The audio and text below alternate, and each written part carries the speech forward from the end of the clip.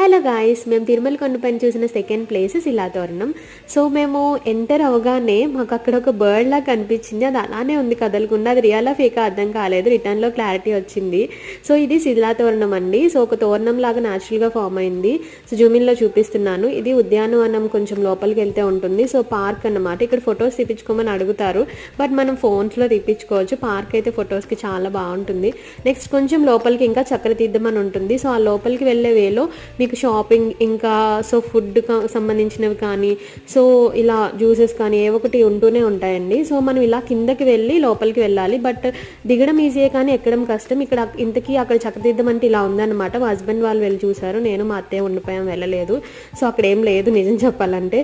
So ఆ పార్క్లోనే ఇక్కడ మీకు దశావతారాలు అన్నీ పెట్టి ఉంటాయి అన్నమాట. సో ఎన్ని అవతారాలు అవన్నీ కూడా పెట్టుంటాయి. మేము ఇంకా తిరుమలలో ఏమేమి ప్లేసెస్ చూసామనేది నెక్స్ట్ వీడియోస్లో వస్తాయి. So stay tuned for more videos. Bye bye.